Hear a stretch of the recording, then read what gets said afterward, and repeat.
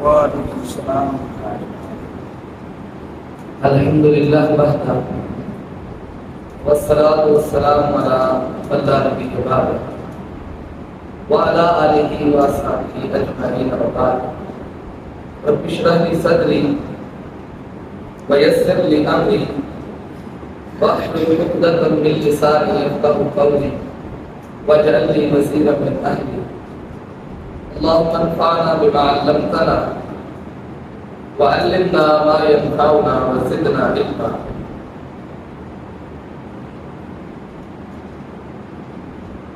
گرامی قدر ناظرین و حاضرین،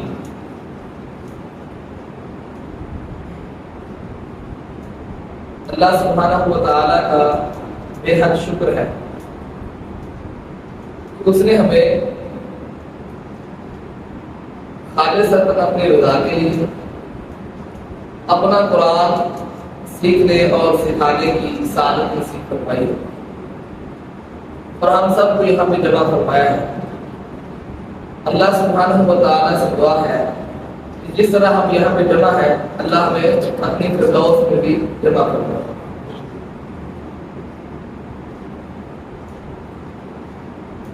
گزشتہ کلاس میں قرآن کریم کے تعارف کے حوالے سے کچھ باتیں میں نے عرض کی تھی اور انشاءاللہ الرحمن اس کے فضائل میں بھی کچھ بات کی تھی۔ آج ہم اس کے کچھ فضائل پہ بات کرتے ہیں اور اس کے سیکھنے کا عمل ہم شروع کرتے ہیں۔ اللہ خالق کائنات مالک ارض و سما سے دعا ہے کہ اللہ سبحانہ و تعالیٰ اس قرآن کو ہمارے لیے نور بنا دے، دنیا میں اور آخرت میں روشنی کا ذریعہ بنا دے، اس کے فوائد و ثمرات سمیٹنے والا بنا دے اور اس قرآن کو ہمارے دلوں کی بہار بنا دے اور قیامت والے دن اس قرآن کو ہمارے لیے سفارش بنا دے۔ یہ قرآن کریم کا پڑھنا، پڑھانا، سیکھنا اور سکھانا یہ خیر ہی خیر ہے، یہ بات میری نہیں ہے، یہ تو ساری کائنات کے پیر، ساری کائنات کے مرشد، ساری کائنات کے ہادی، رہنما، پیشوا، خدا جناب سیدنا محمد مصطفیٰ صلی اللہ علیہ وسلم کا فرمانے علی شان ہے، خیرکم من تعلم القرآن وعلمہ، تم میں سے بہترین شخص وہ ہے جو قرآن کو سیکھتا ہے اور سکھاتا ہے۔ اس کا سیکھنا خیر ہی خیر ہے، یہ قرآن خیر ہے، یہ عظمت والا ہے، یہ شان والا ہے، یہ مقام والا ہے، اور اس کے ساتھ جتنی چیزیں ریلیٹڈ ہے، ملی ہوئی ہے، جو اس کی طرف منسوب ہے، ہر چیز خیر ہی خیر ہے، ہر چیز بہترین بہترین ہے، ہر چیز شان والی، مقام والی، عزت والی، احترام والی ہے۔ قرآن کریم میں اللہ سبحانہ و تعالی قرآن کریم کا ذکر کرتے ہیں، کیا فرماتے ہیں؟ شہر رمضان الذی انزل فیہ القرآن ھدی للناس وبینات من الھدی والفرقان۔ فرمایا رمضان وہ مہینہ ہے، وہ عظمت والا مہینہ ہے جس میں ہم نے قرآن کو نازل کیا، ھدی للناس جو ساری کائنات کے انسانوں کے لیے ہدایت ہے، وبینات من الھدی اور جس میں ہدایت کے واضح دلائل ہیں، والفرقان اور یہ قرآن حق اور باطل کے درمیان فرق کرنے والا ہے۔ رمضان کا مہینہ اس کی بات ہوئی ہے تو سارے مہینوں سے افضل اور اعلیٰ ہے، اور پھر رمضان میں جس رات میں یہ قرآن نازل ہوا، اللہ سبحانہ و تعالیٰ اس رات کا ذکر کرتے ہیں تو کیا فرماتے ہیں؟ انا انزلناہ فی لیلۃ القدر وما ادراک ما لیلۃ القدر لیلۃ القدر خیر من الف شہر. بے شک ہم نے اس قرآن کو قدر والی رات میں، عظمت والی رات میں ہم نے نازل کیا ہے. اور آپ کیا جانیں کہ وہ عظمت والی رات، وہ قدر والی رات کیسی ہے، وہ کیا چیز ہے؟ پھر خود ہی فرما دیا لیلۃ القدر خیر من الف شہر،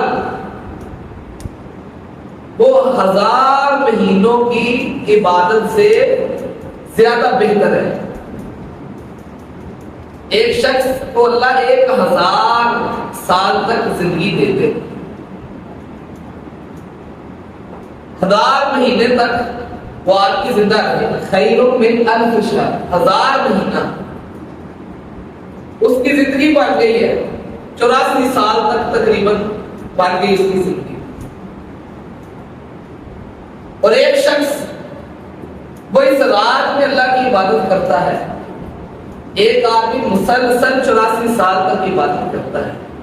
اللہ فرماتے ہیں جس نے اس رات کو پا لیا اس کا اجر اتنا ہے کہ 84 سال والا اس کے اجر کا مقابلہ نہیں کر سکتا. اس رات کو فضیلت، منقبت، شان، عظمت، مقام کیسے ملا؟ قرآن کی برکت سے. اور اس امت کے لیے قرآن نازل ہوا نا، تو اللہ سبحانہ و تعالیٰ اس امت کے بارے میں کیا فرماتے ہیں؟ کنتم خیر امت اخرجت للناس، تم بہترین امت ہو جو لوگوں کے لیے نکالی گئی ہو. تأمرون بالمعروف، تم لوگوں کو بھلائی کا حکم دیتے ہو. وتنہون عن المنکر، اور تم منکرات سے، برائیوں سے روکتے ہو. یہ اس امت کی شان ہے. اس امت کے ہر فرد و بشر پر یہ ذمہ داری عائد ہے کہ وہ نیکی کا حکم دے اور برائی سے منع کرے. یہی اس امت کی شان ہے. یہ قرآن کی برکت سے اس امت کو شان ملی ہے. اور یہ جن شہروں میں قرآن نازل ہوا ان شہروں کی کیا بات ہے، اس کی گلیوں کی کیا بات ہے. اللہ سبحانہ و تعالی ان شہروں کی قسمیں اٹھاتے ہیں. ان اول بیت وضع للناس للذی ببرکۃ مبارکا وہدی للعالمین. مطلب وہ جو پہلا گھر ہم نے مکہ شہر میں رکھا ہے، ہم نے قائم کیا، بنایا، وہ برکت والا ہے اور تمام جہانوں کے لیے وہ ہدایت والا ہے. وہاں سے رہنمائی ملتی ہے. اور کہاں فرمایا لا اقسم بهذا البلد وانت حل بهذا البلد. پیغمبر جس شہر میں آپ ہیں میں اس شہر کی قسم اٹھاتا ہوں. قرآن نازل ہوا ہے نا اس شہر. نبی مکرم صلی اللہ علیہ وسلم وہاں آئے. آپ کی تلیاں جس خاک پہ لگی، کیا بات ہے اس خاک، ان گلیوں کی کیا بات ہے. اللہ ہم سب کو جانا نصیب کرے. وہاں کی بہاریں سمیٹنے کی توفیق دے اور وہاں کی صبحیں اور شامیں اپنی آنکھوں سے دیکھنے کی توفیق بخشے. تو خیر جن شہروں میں وہ قرآن نازل ہوا، مکہ اور مدینہ پاک، وہ شہر پوری کائنات کے شہروں سے، پوری کائنات کی بستیوں سے اللہ نے افضل بنا دیا. اور اللہ اکبر. پھر فرمایا کہ جس ذات نے اس کو نازل کیا ہے کچھ اس کے متعلق بھی بات ہو. وَإِنَّهُ لَتَنزِيلُ رَبِّ الْعَالَمِينَ، یہ قرآن تو رب العالمین کی طرف سے نازل شدہ ہے. نزل بِهِ الرُّوحُ الْأَمِينُ، جو ذات اتارنے والی تھی وہ سب سے پاکیزہ، وہ سب سے اعلیٰ. اور جو فرشتہ لے کے آیا وہ تمام فرشتوں سے اعلیٰ. اس کو اللہ نے لقب ہی دے دیا روح الامین، ایمانت دار، ایماندار روح. ایک ذرے کے برابر نہ کمی کرنے والا نہ زیادتی کرنے والا. جس طرح اللہ نے تکلم کیا اسی طرح ہی لے کے پیغمبر علیہ السلام کے سینہ اطہر پہ نازل ہو گیا. اللہ اکبر. علی قلبک لتکون من المنذرین. پیغمبر یہ قرآن ہم نے آپ کے سینہ اطہر پہ نازل کیا ہے تاکہ آپ اس قرآن کے ذریعے لوگوں کو ڈرانے والے بن جائیں. لوگ جہالت کے اندھیروں میں ڈوبے ہوئے ہیں, لوگ سرکش بنے ہوئے ہیں, باغی بنے ہوئے ہیں, اللہ کو بھولے ہوئے ہیں. اس پیدا کرنے والے کی طرف آ جائیں, پلٹ آئیں. لتکون من المنذرین. اور آگے کیا فرمایا؟ بلسان عربی مبین. ہم نے اس قرآن کے لیے جو زبان چنی وہ تمام زبانوں سے بہترین اور اعلیٰ اور بلند و بالا ہے. فصاحت و بلاغت اس قرآن کی سب پہ عیان ہے. عربی کی فصاحت و بلاغت تمام زبانوں پہ فوقیت رکھتی ہے. جتنی بھی کائنات میں زبانیں بولی جاتی ہیں نا, سب سے زیادہ شان والی, عظمت والی اور فصیح و بلیغ جو زبان ہے وہ عربی ہے. یہ اس قرآن کا اعجاز ہے کہ اس کے ساتھ جو بھی چیزیں منسوخ ہو گئی ہیں, مل گئی ہیں, اللہ نے وہ ہر چیز کو کمال بخش دیا ہے, ہر چیز کو شان اور عظمت بخش دی ہے. اللہ کو تو کیوں نہ ہم اس خیر کو سمیٹے, جس قدر ہو سکتا ہے اس خیر کو حاصل کریں, جس قدر ہو سکتا ہے اس خیر میں آ جائیں, اس کی مجلس میں آ جائیں, اس کے سائے میں آ جائیں. جس قدر ہو سکتا ہے اس خیر کو حاصل کر لیں. اللہ اکبر. اور جو اس کو حاصل کرنے والے ہیں کچھ ان کا بھی تذکرہ ہونا چاہیے. میں اور آپ آئے ہیں نا قرآن کو حاصل کرنے کے لیے, دین حاصل کرنے کے لیے. گزشتہ لیکچر میں نے بتایا تھا کہ جو اس کو حاصل کرنے کے لیے نکلتا ہے اللہ کیا ثمرات بخشتے ہیں, اس کو کیا مقام دیتے ہیں. کچھ پھر سے تذکرہ ہونا چاہیے تاکہ مجھے اور آپ کو کوئی شک نہ رہ جائے. شک تو ہونا بھی نہیں چاہیے کیونکہ یہ بات میری نہیں ہے. کس کی ہے؟ خوشبو ہے جو عالم میں تیری اے گلے چیدہ, کس منہ سے بیان ہو تیرے اوصاف حمیدہ. تجھ سا آیا ہے نہ آئے گا جہاں پہ کوئی, دیتا ہے گواہی یہی عالم کا جریدہ. اے ہادی برحق تیری ہر بات ہے سچی. یہ ہے میرا اور آپ کا ایمان اور یقین. وما ينطق عن الهوى ان هو الا وحی یوحی. کہ پیغمبر اپنی مرضی سے نہیں بولتے. آسمان سے پیغام آتا ہے, وحی آتی ہے, پیغمبر تب اپنی زبان کو جنبش دیتے ہیں دین کے معاملات میں. اللہ اکبر. یہ ہے میرا اور آپ کا یقین, ایمان. اور اسی کے بارے میں کسی صاحب دل نے کہا ہے نا, اے ہاتھ یہ برحق تیری ہر بات ہے سچی, میرے دیدار سے بھی بڑھ کر ہے تیرے لب سے شنیدہ. کہ آنکھوں دیکھا غلط ہو سکتا ہے, یا رسول اللہ صلی اللہ علیہ وسلم آپ کی زبان نبوت سے نکلا غلط نہیں ہو سکتا. اللہ اکبر. اے رحمت عالم تیری یادوں کی بدولت کس درجہ سکون میں ہے میرا قلب تپیدہ. یا رسول اللہ آپ کی یادوں میں میرا دل مگن رہتا ہے, تڑپتا رہتا ہے, دھڑکتا رہتا ہے. آپ کی یاد سے ہی اس کو زندگی بخشی ہے. اللہ خالق کائنات نے اس دل میں آپ کی محبت جب بھی ڈال دی ہے, یہ میرا دل تب سے باغ باغ ہے, تب سے ہی دھڑک رہا ہے. جس دل میں آپ کی محبت نہیں ہے وہ دل زندہ نہیں ہے, وہ دل زندہ نہیں ہے, وہ مردہ ہے. اللہ اکبر.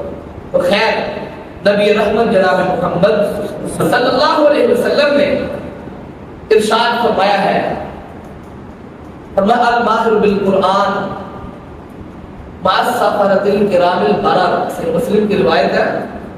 فرمایا جو قرآن کا ماہر ہے, جو 4-5 سال لگاتا ہے, قرآن مجید کو حفظ کرتا ہے, تجوید پڑھتا ہے, غنّے مد مخارج کا خیال کرتا ہے, خوبصورت انداز میں خوبصورت لہر میں پڑھتا ہے.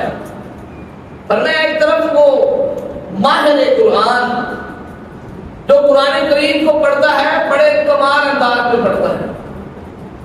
مع السفرۃ الکرام البررہ, اللہ اس کو یہ شان بخشیں گے کہ قیامت والا دن ہوگا، اللہ اس کو اپنے مقرب ترین فرشتوں کے ساتھ کھڑا کرے گا۔ یہ کوئی معمولی بات نہیں ہے، یہ کوئی معمولی بات نہیں ہے۔ آج ہم تھوڑا سا اگر دیکھیں کہ کوئی بڑا شخص آ جائے، ہم تصویریں بنانے لگ جاتے ہیں کہ چلو یار کسی کو دکھائیں گے کہ فلاں سے میری ملاقات ہوئی ہے، ہم اس سے آٹوگراف لینے لگ جاتے ہیں کہ چلو کبھی کام آئے گا، کسی کو دکھائیں گے کہ فلاں صاحب کے دستخط ہے، فلاں نے یہ چیز ہمیں دی تھی، یاد نہیں۔ مقام اور مرتبہ شاید وہ بندہ اپنا دیکھنا چاہتا ہے، لوگوں کو دکھانا چاہتا ہے۔ تو اللہ سبحانہ و تعالی جو ماہر قرآن ہے، جو قرآن کو بڑے خوبصورت انداز سے پڑھتا ہے، اور قیامت والے دن ہم اس کو مقرب ترین فرشتوں کے ساتھ کھڑا کریں گے، یہ اس کا مقام ہے، اس کی شان ہے۔ اور دوسری طرف کیا فرمایا اللہ کمال الفاظ ہے، رسول اکرم صلی اللہ علیہ وسلم نے ارشاد فرمایا والذی یقرأ القرآن ویتتعتع فیہ، اور دوسری طرف وہ شخص قرآن پڑھتا ہے جس کے اوپر وہو علیہ شاق، جو قرآن پڑھتا ہے اٹک جاتا ہے اور بڑی مشکل سے وہ پڑھتا ہے، قرآن پڑھتا ہے اور اس کے اوپر مشکل پیش آتی ہے، اٹک اٹک کے پڑھتا ہے، یتتعتع فیہ، پڑھتا ہے اٹک جاتا ہے، پھر پڑھتا ہے اٹک جاتا ہے، مشکل پیش آتی ہے، لیکن محنت کرتا رہتا ہے، لگا رہتا ہے، جستجو کرتا رہتا ہے۔ اللہ اکبر۔ نبی رحمت جناب محمد صلی اللہ علیہ وسلم نے ارشاد فرمایا ہے لہو اجران، اس کے لیے ڈبل اجر ہے۔ کیا ہے؟ اللہ، آپ خوش نسبت ہے، آپ قرآن کریم پڑھتے ہیں، جب اٹک جاتے ہیں وہ آپ کے لیے ڈبل اجر ہے، کچھ پڑھنے کا اور کچھ اٹکنے کا۔ یہ اللہ کی اصل میں محبت ہے اپنے بندے سے، کہ دیکھو اس کو پڑھنا نہیں آتا صحیح طرح، لیکن پھر بھی یہ کہتا ہے کہ میرے مالک یہ تیرا کلام ہے، میں نے اس کو پڑھنا ہے، میں دیکھوں تو صحیح تو نے مجھے کہا کیا ہے، میں دیکھوں تو صحیح تو میرے سے محبت کتنی کرتا ہے۔ فرمایا کچھ پڑھنے کا کچھ اٹکنے کا، اس لیے ڈبل اجر ہے۔ اور آپ کو پتا ہونا چاہیے کہ ایک رب پڑھنے کی کتنی نیکیاں ہیں۔ اللہ اکبر۔ نبی رحمت جناب محمد صلی اللہ علیہ وسلم نے ارشاد فرمایا ہے من قرأ حرفا من کتاب اللہ، جو بندہ اللہ کی کتاب کا ایک حرف پڑھتا ہے اس کے لیے ایک نیکی ہے، اس ایک حرف پڑھنے کی وجہ سے اس کے لیے ایک نیکی لکھ دی جاتی ہے۔ والحسنۃ بعشر امثالها، پھر اس ایک نیکی کو 10 کے ساتھ ضرب دے دی جاتی ہے، اس ایک نیکی کو 10 لکھ دیا جاتا ہے۔ تو ایک کا حرف پڑھتا ہے، ایک نیکی لکھی جاتی ہے، پھر اللہ اس نیکی کو ایک کو 10 میں کنورٹ کر دیتے ہیں۔ اور نبی رحمت جناب محمد صلی اللہ علیہ وسلم جب نبی علیہ السلام کا نام آئے تو محبت سے درود پاک پڑھا کرتے، یہ میرے اور آپ کے ایمان کا حصہ ہے۔ اگر ہم ایک مجلس میں 10 مرتبہ پڑھ لیتے ہیں، 20 مرتبہ پڑھ لیتے ہیں، 100 مرتبہ پڑھ لیتے ہیں، تو آپ اندازہ لگائیں کہ ہماری 100 پریشانیاں اللہ نے دور کر دی، 100 مشکلات آسان کر دی، 100 گناہوں کو اللہ نے معاف کر دی، 100 نیکیاں مل گئی ہیں، بلکہ 100 کو 10 کے ساتھ ضرب دے، کیونکہ ایک نیکی اللہ کے ہاں 10 لکھی جاتی ہے۔ 100 نیکیاں اس کو 10 سے ضرب دے، 1000 نیکیاں بن جاتی ہیں، 1000 نیکیاں مل جاتی ہیں اگر بندہ 100 مرتبہ پڑھتا ہے، 1000 گناہ اللہ معاف کر دیتے ہیں، اس کا بڑا اجر ہے۔ اس لیے ایک تو یہ ادب کا تقاضا ہے اور ایمان کا تقاضا ہے کہ نبی علیہ السلام کا نام آئے، محبت سے درود پاک پڑھا جائے، اور یہ مجلس کی اور محفل کی برکت ہے کہ ہمیں بار بار پڑھنے کا موقع ملتا ہے۔ ویسے ہم اپنی باتوں میں مشغول ہوتے ہیں، ہمیں پتہ نہیں چلتا۔ خیر، نبی اکرم صلی اللہ علیہ وسلم نے ارشاد فرمایا ہے جو ایک پر حرف پڑھتا ہے قرآن کریم کا، اللہ اس کو 10 نیکیاں عطا فرماتے ہیں۔ اور ساتھ آپ نے مثال دے کے فرمایا لا اقول الف لام میم حرف، میں نہیں یہ کہتا کہ الف لام میم ایک حرف ہے، ولکن الف حرف ولام حرف ومیم حرف، الف الگ حرف ہے، لام الگ حرف ہے اور میم الگ حرف ہے۔ جو بندہ صرف الف لام میم پڑھتا ہے کتنی نیکیاں ہوں؟ 30 نیکی۔ تو جو بار بار پڑھتا ہے بسم اللہ الرحمن الرحیم ہے نا، 19 حروف ہے، نیکیاں کتنی ہوئی؟ 190۔ اللہ، یہ قرآن کی برکت ہے کہ ہمیں بار بار نیکیاں سمیٹنے کا موقع ملتا ہے، اور اللہ نے اسی لیے اس مجلس کو مبارک بنایا ہے۔ نبی اکرم جناب محمد صلی اللہ علیہ وسلم کا فرمان گرامی ہے، آپ نے فرمایا سیدنا ابو امامہ باہلی رضی اللہ تعالیٰ عنہ ارشاد فرماتے ہیں کہ نبی رحمت جناب محمد صلی اللہ علیہ وسلم نے ارشاد فرمایا ہے من غدا الى المسجد لا يريد الا ليتعلم خيرا او يعلم، ایک شخص اپنے گھر سے صبح کے وقت مسجد کی طرف نکلتا ہے، اس کا ارادہ اور کچھ نہیں ہوتا سوائے اس کے کہ وہ خیر سیکھنے کے لیے جاتا ہے یا خیر جاننے کے لیے جاتا ہے۔ اس کا ارادہ کیا ہے؟ لِيَتَعَلَّمَ خَيْرًا أَوْ يَعْلَمَ، وہ خیر سیکھنے کے لیے جاتا ہے یا اس کا علم حاصل کرنے کے لیے جاتا ہے، اپنے گھر سے نکلتا ہے مسجد کی طرف جاتا ہے، کس لیے کہ سارے بولے خیر سیکھنے کے لیے جائے۔ آپ خیر سیکھنے کے لیے آئے نا، اسی لیے بات نبی اکرم صلی اللہ علیہ وسلم کی دھیان سے سنیں۔ فرمایا کان لہ اجر معتمر، اللہ اس شخص کو ایک عمرے جتنا ثواب عطا فرماتے ہیں۔ ایک وہ شخص جو عمرے کے لیے نکلتا ہے، جتنا اجر اس کا ہے اللہ سبحانہ و تعالیٰ اتنا اجر اس شخص کو عطا فرماتے ہیں جو اپنے گھر سے کس لیے آتا ہے؟ نہیں خیر سیکھنے کے لیے۔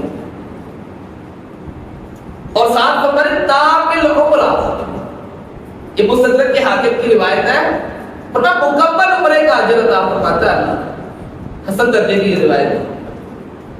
اور پھر آگے فرمایا فمن راح الی المسجد، جو بندہ شام کو مسجد کی طرف نکلتا ہے اور لا یرید الا لیتعلم خیرا او یعلمہ، اس شخص کا ارادہ ہوتا ہے کہ وہ یا صرف خیر سیکھنے کے لیے جاتا ہے یا خیر سکھانے کے لیے جاتا ہے، مسجد کی طرف آتا ہے کس لیے؟ یا خیر سیکھنے کے لیے یا خیر سکھانے کے لیے جاتا ہے۔ نبی اکرم جناب محمد صلی اللہ علیہ وسلم کا فرمان گرامی ہے، آپ نے فرمایا فَلَهُ أَجْرُ حَاجٍ تَامِّ الْحِجَّةِ، فرمایا اللہ سبحانہ و تعالیٰ اس کو ایک حاجی جتنا مکمل حج کا اجر عطا فرماتے ہیں۔ اس لیے کہ یہ بندہ کس لیے آیا ہے؟ خیر سیکھنے کے لیے آیا ہے۔ یہ قرآن کیا ہے؟ اللہ کا کلام ہے۔ تو ایک شخص اللہ کے کلام کے لیے اپنے گھر سے نکلتا ہے تو آپ کا کیا خیال ہے؟ اللہ اس کو خالی بنا دیتے ہیں؟ یہی قرآن برکت ہے، یہی رحمت ہے اور یہ خیر ہے، اور اللہ خالق کائنات مالک ارض و سما اس بندے سے جو شفقت کرتے ہیں، شاید 99 کیا 100 ماں ہو جائے، 1000 مائیں بھی اتنا پیار نہیں کرتی جتنا اللہ اپنے بندے سے پیار کرتا ہے۔ اور نبی رحمت جناب محمد صلی اللہ علیہ وسلم نے ایک اور حدیث میں ارشاد فرمایا ہے، جامع ترمذی کی روایت ہے، آپ نے فرمایا من خرج فی طلب العلم، جو بندہ اپنے گھر سے علم سیکھنے کے لیے، علم حاصل کرنے کے لیے، علم کی طلب میں اپنے گھر سے نکلتا ہے، فَهُوَ فِي سَبِيلِ اللَّهِ حَتَّى يَرْجِعَ، جب تک وہ اپنے گھر میں واپس نہیں لوٹتا وہ اللہ کے راستے میں جہاد کرنے کے مترادف ہے، وہ اللہ کے راستے میں نکلا ہوا ہے۔ جہاد کی مختلف قسمیں ہیں نا، ایک وہ ہے جو قتال ہے، ایک وہ ہے جو دفاع ہے، اس کے علاوہ یہ تو بڑی چوٹی کی دیکھی ہے نا، یہ بڑی چوٹی کی دیکھی، اس کے علاوہ جو بندہ اتر نہیں جا سکتا، دشمن کے خلاف نبرد آزما نہیں ہو سکتا، وہ دین کے کاموں میں مشغول ہو جاتا ہے، خیر سیکھنے کے لیے نکلتا ہے، لوگوں کو فائدہ پہنچانے کے لیے وہ نکلتا ہے۔ نبی اکرم صلی اللہ علیہ وسلم نے ارشاد فرمایا وہ بندہ اللہ کے راستے میں نکلا ہوا ہے اور اللہ اس کو کبھی بھی خالی نہیں لوٹائے گا، اس کا بھی بڑا اجر ہے۔ اور ایک اور روایت میں نبی رحمت جناب محمد صلی اللہ علیہ وسلم نے ارشاد فرمایا ہے کہ صحیح مسلم کی روایت ہے، آپ علیہ السلام نے فرمایا مجتمع قوم فی بیت من بیوت اللہ، جب کوئی قوم، جب کچھ لوگ وہ اللہ کے گھروں میں سے کسی گھر میں جمع ہو جاتے ہیں، جب کچھ لوگ اللہ کے گھر میں، اللہ کے گھروں میں کسی گھر میں وہ جمع ہو جاتے ہیں، کس لیے؟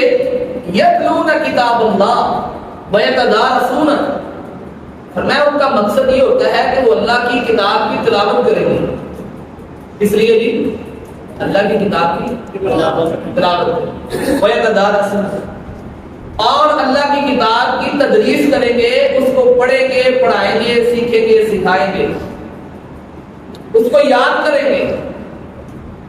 اللہ اکبر۔ نبی اکرم صلی اللہ علیہ وسلم نے ارشاد فرمایا ہے الا نزلت علیہم السکینہ وغشیتہم الرحمہ، اللہ سبحانہ و تعالی اس جماعت کے اوپر، اس قوم کے اوپر اتنا فضل و کرم کرتے ہیں کہ اللہ اپنی سکینت کو ان پہ نازل کرتے ہیں، سکینت نازل ہوتی ہے۔ یہ سکینت کیا ہے؟ سکون۔ اللہ کے گھر میں جو سکون ہے نا وہ کائنات میں اور کسی جگہ پہ نہیں۔ کیوں؟ نبی اکرم صلی اللہ علیہ وسلم کا فرمان گرامی ہے نا کہ اللہ کے نزدیک اگر سب سے زیادہ کوئی چیز محبوب ہے، اللہ کے نزدیک اگر سب سے زیادہ کوئی جگہ عزت والی ہے، کوئی شان والی ہے، کوئی مقام والی ہے، تو کیا ہے؟ مساجد، مسجد۔ اور سب سے زیادہ اللہ کی جو چیز، جو جگہ ناپسند ہے، وہ بازار ہے۔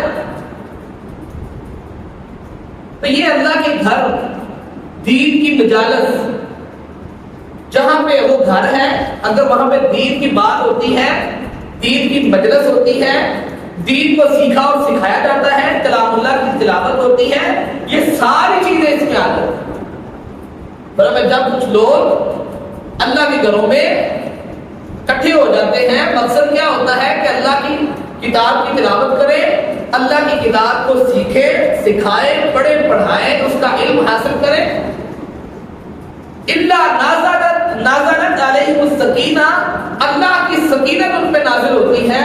یہ سکینت ہے کہ دنیا کے تمام جو دکھ ہیں، درد ہیں، پریشانیاں ہیں، اللہ سب سے بندے کو نجات دے دے۔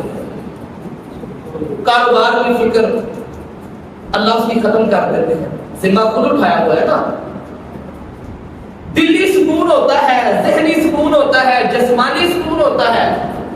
اگر کوئی بیمار ہے اللہ بیماری دور کر دے، کوئی ڈپریشن میں چلا گیا ہے، اور آج کل کی سب سے زیادہ جو بیماری اور جو مسئلہ ہماری قوم میں عام ہوتا جا رہا ہے وہ ڈپریشن ہے۔ مال ہے، لوگوں کے پاس سکون نہیں ہے، ہر قسم کی لگژری گاڑی ہے، کوٹھی ہے، بنگلہ ہے، فلیٹ پیلس ہے، دنیا کی ہر سہولت ان کے پاس ہے، نوکر چاکر ہر چیز ہے، صرف ایک سکون نہیں ہے۔ اس سکون کو لینے کے لوگ گولیاں کھاتے ہیں، کتنی کتنی مہنگی گولیاں، اور سب سے مہنگی گولیاں وہی ڈپریشن۔ سکون حاصل کرنے کی جو گولیاں لوگ کھاتے ہیں نا، مہنگی ترین گولیاں، آنکھ سر درد ہو جائے، پیٹ درد ہو جائے، یہ اور ہے چھوٹے چند پیسوں میں آ جاتی ہے دوائی۔ دوسری دوائیاں مہنگی ہیں، ان سے کہیں مہنگی ہیں، کہ کسی طریقے سکون مل جائے، لیکن اللہ سبحانہ و تعالیٰ کا وعدہ کیا ہے؟ رسول اکرم صلی اللہ علیہ وسلم فرماتے ہیں کہ اللہ سبحانہ و تعالیٰ ان پہ اپنی سکینت نازل کرتے ہیں، سکون نازل کرتے ہیں. ان کے پاس مال تھوڑا بھی ہے گزارا کرتے ہیں، اچھا گزارا ہوتا ہے. اگر ان کے پاس مال تھوڑا ہے اللہ بیماریوں سے بچا لیتے ہیں، یا بیماری اگر لگاتے بھی ہیں وہ 10-20 روپے والی بیماری اللہ لگاتے ہیں، 10-20 روپے میں ان کو آرام آ جاتا ہے. اور جن کے پاس سکون نہیں ہے وہ لاکھوں کی دوائیاں کھانے کے باوجود بیمار کے بیمار ہی رہتے ہیں. یہ سکون اللہ کی بہت بڑی نعمت ہے. اور اللہ سبحانہ و تعالیٰ اسی کا تذکرہ قرآن کریم میں کرتے ہیں نا، الذین آمنوا وتطمئن قلوبهم بذکر اللہ الا بذکر اللہ تطمئن القلوب. اللہ وہ لوگ الذین آمنوا، وہ لوگ جو ایمان لائے، وتطمئن قلوبهم بذکر اللہ، اور ان کے دل وہ اطمینان پر پکڑتے ہیں اللہ کے ذکر سے. جو ایمان والے ہیں ان کے دل اللہ کے ذکر سے اطمینان پکڑتے ہیں. الا بذکر اللہ تطمئن القلوب. ساری کائنات کے انسانوں خبردار ہو جاؤ، چوکس چکنے ہو جاؤ، کان اٹھاؤ، دھیان کرو کہ اللہ کے ذکر میں ہی دلوں کا سکون ہے. تو جب کوئی شخص وہ اللہ کے کلام کی تلاوت کرتا ہے، جب لوگ بیٹھ کے اللہ کا ذکر کر رہے ہوتے ہیں، اللہ سبحانہ و تعالیٰ ان پہ کیا کرتے ہیں؟ اپنا سکون نازل کرتے ہیں، سکینت ان پہ نازل کرتے ہیں. غشیتہم الرحمہ، اللہ کی رحمت ان کو ڈھانپ لیتی ہے، اللہ کی رحمت ڈھانپ لیتی ہے. اور آگے فرمایا وحفتہم الملائکہ، صرف اللہ کی رحمت نہیں ڈھانپتی، اللہ کے قرآنی ملائکہ بھی آ جاتے ہیں، وہ بھی ان کے اوپر سایہ کر دیتے ہیں. سبحان اللہ، یہ کوئی معمولی بات نہیں ہے، معمولی بات نہیں ہے. اور ساتھ فرمایا وَذِكْرُهُمُ اللَّهُ فِي مَنْ عِندَهُ وَذَكَرَهُمُ اللَّهُ فِي مَنْ عِندَهُ. یہ بات بڑی مزے کی ہے کہ جب کوئی دنیا میں بیٹھ کے، لوگوں میں بیٹھ کے اللہ کا ذکر کرتا ہے نا، تو اللہ اس کا تذکرہ اپنے فرشتوں پہ بیٹھ کے کرتے ہیں. سبحان اللہ، تو معمولی بات نہیں.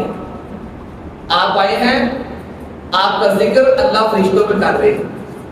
میں آیا، میرا نام لے کے اللہ فرشتوں میں ذکر کر رہے ہیں. یہ کس نے فرمایا؟ نبی رحمت جناب محمد صلی اللہ علیہ وسلم نے فرمایا. یہ کوئی معمولی بات نہیں. آج کوئی ٹی وی چینل کسی کا تذکرہ کر دے، میڈیا پہ کسی کا نام آ جائے، کوئی حکمران کسی کا نام لے لے تو پتہ کھلا نہیں سماتا کہ آج یہ فلان میرا نام لیا ہے، وہ معروف ہو جاتا ہے.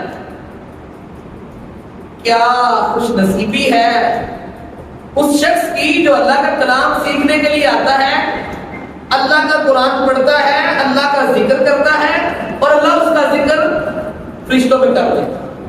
سبحان اللہ. اللہ کرے اللہ ہم سب کو یہ سعادت بخشے کہ ہم روزانہ اللہ کے کلام کی تلاوت کرے، اللہ کا ذکر کرے، اور اللہ ہمارا ذکر خیر اپنے نورانی ملائکہ میں. اور نبی رحمت جناب محمد صلی اللہ علیہ وسلم نے ارشاد فرمایا ہے، فرمایا اقرأ القرآن، اور میرے امتیو اس لیے قرآن پڑھا کرو. اقرأ القرآن فَإِنَّهُ يَأْتِي يَوْمَ الْقِيَامَةِ شَفِيعًا لِأَصْحَابِهِ. قرآن پڑھا کرو، قیامت والے دن یہ قرآن اپنے اصحاب کی سفارش کرے گا، اپنے پڑھنے والوں کی سفارش کرے گا اللہ کے ہاں. یہ کوئی معمولی چیز نہیں ہے. اللہ اکبر. آج ہم سفارش کے لیے کئی واسطے، کئی وسیلے ڈھونڈ رہے ہوتے ہیں، لیکن کیا خوش نصیبی ہے اس شخص کی کہ قیامت والا دن ہوگا، ہر نفس، ہر جان نفسی نفسی کر رہی ہوگی، ہر شخص دوسرے میں بھاگ رہا ہوگا، اور ہر شخص کچھ نہ کچھ تلاش کر رہا ہوگا کہ وسیلہ ایسا مل جائے جس کو اللہ کے دربار میں پیش کر کے آج کچھ نرمی ہو جائے. اور کیا سعادت ہے, کیا خوش نصیبی ہے ان لوگوں کی کہ جو قرآن کو پڑھنے والے ہیں. رسول اکرم صلی اللہ علیہ وسلم نے ارشاد فرمایا ہے قیامت والا دن ہوگا, یہ قرآن اللہ کے دربار میں آ جائے گا اور اپنے پڑھنے والوں کی سفارش کرے گا, اللہ یہ بھی مجھے پڑھتا تھا, یہ بھی پڑھتا تھا, یہ بھی پڑھتا تھا. کیا آپ چاہتے ہیں کہ آپ کی بھی سفارش ہو جائے؟ تو نہیں چاہتے ہیں سارے؟ اللہ کرے اللہ ہم سب کا شمار ان لوگوں پہ کر دے کہ قرآن جن کی سفارش کرنے والا ہو. نبی رحمت جناب محمد صلی اللہ علیہ وسلم جن کی سفارش کرنے والے ہو. اور یہاں پہ بس ایک اور روایت ہے, اللہ کے حبیب جناب محمد صلی اللہ علیہ وسلم ارشاد فرماتے ہیں, صحیح مسلم کی روایت ہے, آپ علیہ السلام ایک دن آئے, سیدنا عقبہ بن عامر رضی اللہ تعالیٰ عنہ ارشاد فرماتے ہیں خرج رسول اللہ صلی اللہ علیہ وسلم ونحن فی الصفہ. ایک دن اللہ کے حبیب محمد کریم صلی اللہ علیہ وسلم ہمارے ہاں تشریف لائے, ہم صفہ میں بیٹھے ہوئے تھے, چبوترا کا صفہ آج بھی ہم دیگر پاک, ہم وہاں پہ بیٹھے ہوئے تھے اور نبی علیہ السلام آئے اور آپ نے آ کے ارشاد فرمایا اے میرے صحابہ ایکم یحب ان یغدو کل یوم الی بطحان او العقیق. اچھا بھی تم میں سے کون پسند کرتا ہے کہ وہ صبح کے وقت وہ بطحان یا عقیق نامی جگہ پہ جائے؟ اچھا پھر کیا کرے؟ فَيَأْتِي مِنْهُ بِنَاقَتَيْنِ كَوْمَاوَيْنِ فِي غَيْرِ اسْمٍ وَلَا قَطِيعَةِ رَحِمٍ. فرمایا وہ بندہ بطحان یا عقیق نامی جگہ پہ جائے اور واپس جب آئے نا اس کے ساتھ 2 اونٹنیاں ہوں. واپس آئے تو کیا لے کے آئے؟ 2 اونٹنیاں ہوں, لمبی کوہانوں والی خوبصورت اونٹنیاں ہوں, عرب میں جن کی ویلیو ہے آج بھی. جیسے ہمارے ہاں لینڈ کروزر ہے, بڑی بڑی گاڑیاں ہیں, مہنگی مہنگی گاڑیاں ہیں, عرب میں آج بھی اونٹنیاں کئی ایسی اونٹنیاں ہیں جو ایک خاص نسل سے تعلق رکھتی ہیں, وہ اتنی اتنی مہنگی ہے. اور اللہ کے رسول صلی اللہ علیہ وسلم کیا ارشاد فرماتے ہیں؟ فرمایا وہ صبح صبح جائے اور واپس پلٹے اور ساتھ اس میں 2 اونٹنیاں ہوں اور خوبصورت کوہانوں والی ہوں, اور وہ ہو بھی اس کی اپنی, کسی کے اوپر ظلم کر کے گناہ کے ساتھ چھین کے نہ لایا ہو, وہ اس کی اپنی ہو, قطع رحمی کر کے کسی سے چھین کے نہ لایا ہو, اس کی اپنی ہو. کیا پسند کرتا ہے تم میں سے کوئی؟ صحابہ کرام فرماتے ہیں تو ہم کو ذات کے رسول اللہ کے رسول ہم میں سے ہر کوئی یہ پسند کرتا ہے وہ جائے اور واپس پلٹے.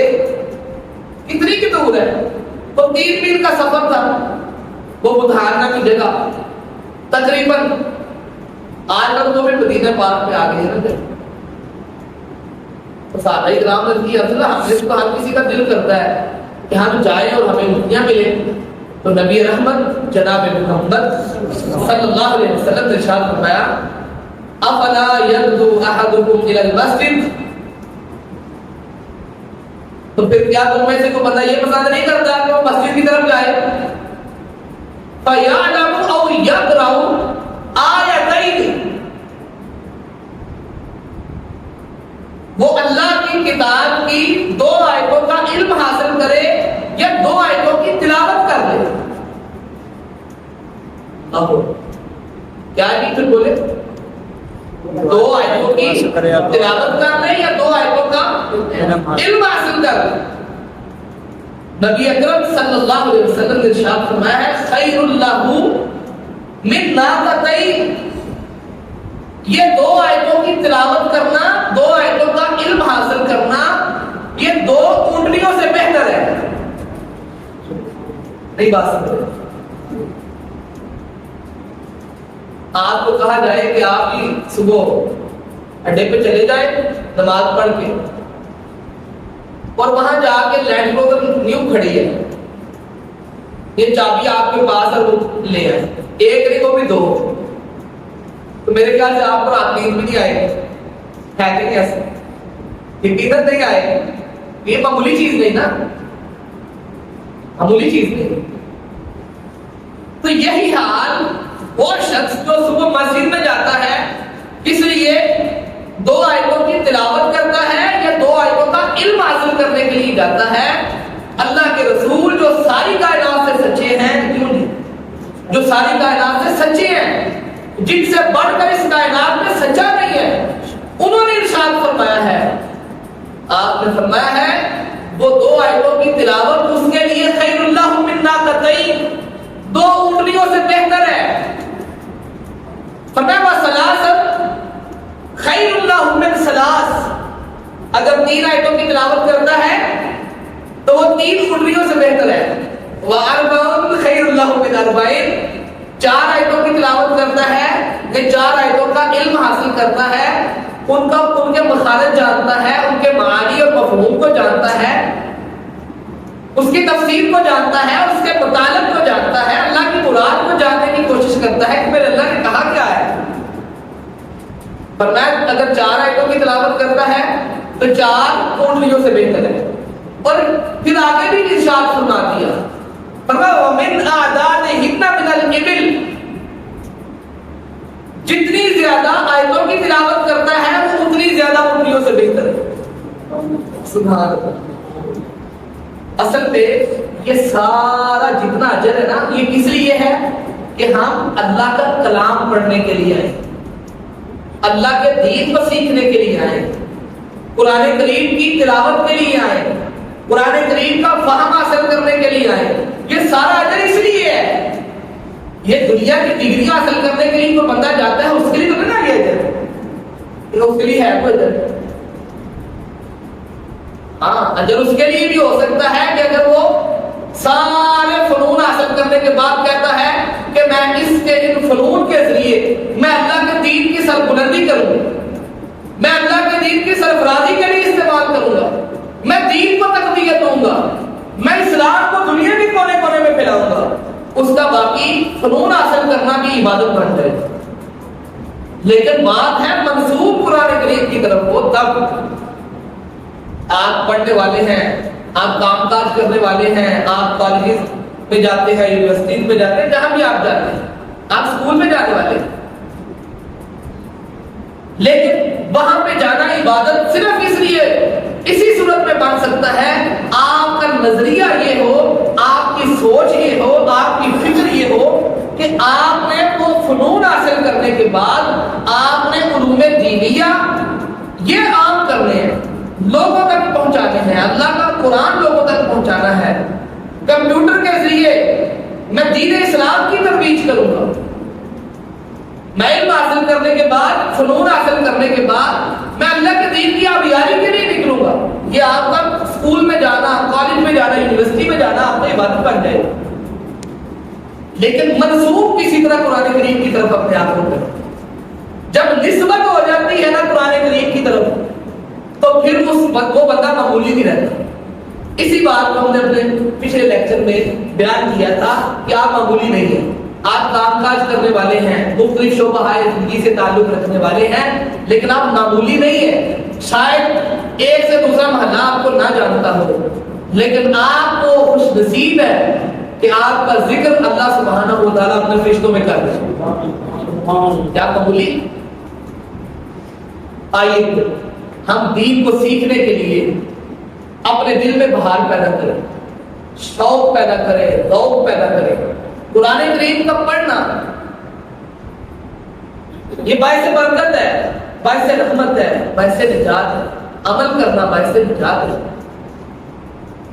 تو اس قرآن کریم کو ایک شخص ویسے پڑھتا ہے جس طرح اس کو آتا ہے، اللہ اس کی بھی محنت کو ضائع نہیں کرتے، لیکن ایک شخص ہے وہ دو کے ساتھ پڑھتا ہے، اس کا دل کرتا ہے یار میں اللہ کا کلام ہے، اس کو خوبصورت آواز میں پڑھنا ہے، اچھے لہجے میں پڑھنا ہے، مخارج کے ساتھ پڑھنا ہے۔ رسول اللہ صلی اللہ علیہ وسلم نے جو طریقہ بتایا ہے آپ نے جو ترغیب دلائی ہے میں نے اس کے مطابق پڑھنا ہے. یقیناً آپ کی جو نیکیاں ہیں ان کو چار چاند لگ رہے ہیں. کہاں آپ تھوڑا پڑھیں گے، اگر آپ صحیح اس کا علم حاصل کریں گے، جہاں آپ نے 1 رکوع پڑھنا ہے آپ 2 رکوع پڑھ لیں گے، 4 پڑھ لیں گے. پڑھیں گے کہ نہیں؟ کیوں؟ کیا آسانی ہو جائے گی. اس لیے میرے بھائیوں ہم سب کو چاہیے ہم ذوق اور شوق پیدا کریں قرآن کریم کو سیکھنے کے لیے. اپنی تمام کوششیں، قوتیں، انرجی پورا ہفتہ پلاننگ کریں گے اتوار کلاس کو ہم نے مس نہیں کرنا. ہم نے پہنچنا ہے، خود تو آنے ہی آنا ہے، ساتھ کسی دوست کو بھی لے کے آنا ہے. کیوں؟ یہ خیر ہے، اس میں جتنے بھی آئیں گے خیر بڑھ جائے گی. آپ کی دکان کو آتا ہے، کئیوں کو آپ دے دیتے ہیں کہ کہتے خیر پلاؤ لے، کسی کو خیر بڑھ جاتی ہے. لیکن یہ قرآن کی مجلس وہ واحد مجلس ہے جو آ جاتا ہے خیر پڑ جاتی ہے. جو آ جاتا ہے خیر پڑ، جو کسی کام کے لیے آیا ہے، بے شک کسی حاجت کے لیے آیا ہے، اللہ اس کو بھی نامراد کی واپس لوٹا خیر اس کو بھی بڑھ جاتی ہے. تو کیوں نہ ذوق اور شوق کے ساتھ آیا جائے اور اس قرآن کریم کو ذوق اور شوق کے ساتھ پڑھنا تو ہے ہی ہے، تلفظ اور لہن کے ساتھ اچھے لہجے میں اچھی آواز میں پڑھنا ہے، تاکہ واقعات اللہ سبحانہ و تعالیٰ قیامت والے دن فرشتوں کے ساتھ، وہ مقرر ترین فرشتے ہیں نا اللہ کے، اللہ ان کے ساتھ ہمیں کھڑا کرے. اللہ اس قرآن کی بہاریں ہمیں نصیب فرمائے انشاءاللہ. اللہ سبحانہ و تعالیٰ ہماری یہ محنت کو، کوشش کو، کاوش کو اپنی بارگاہ میں شرف قبولیت عطا فرمائے، اور ہم سب کا یہاں مل بیٹھنا اپنی بارگاہ میں قبول و منظور فرما کر ہم سب کے لیے ذریعہ نجات بنائے. یقیناً ہم اللہ کی رضا کے لیے آئے، اس بات کو نہیں آپ نے بولا. یقیناً ہم گھر سے نکلے ہیں تو اللہ کی رضا کے لیے اور خیر سیکھنے کے لیے، اور اس خیر سیکھنے کے متعلق جو نبی اکرم صلی اللہ علیہ وسلم نے جو بشارتیں دی ہیں، جو خوشخبریاں سنائی ہیں، اللہ سبحانہ و تعالی ہمیں ان خوشخبریوں کا مستحق بنائے. ہمیں ان اعمال کو کرنے کی توفیق عطا فرمائے جن کے کرنے سے اللہ سبحانہ و تعالی ہمیں حج کا اور عمرے کا ثواب عطا فرماتے ہیں، اور ہمارے اوپر اللہ تعالیٰ سکینت نازل فرماتے ہیں، اور فرشتے ہمارے اوپر سایہ فکر ہو جاتے ہیں، اور اللہ سبحانہ و تعالی ہمارا ذکر اپنے فرشتوں میں کرتے ہیں.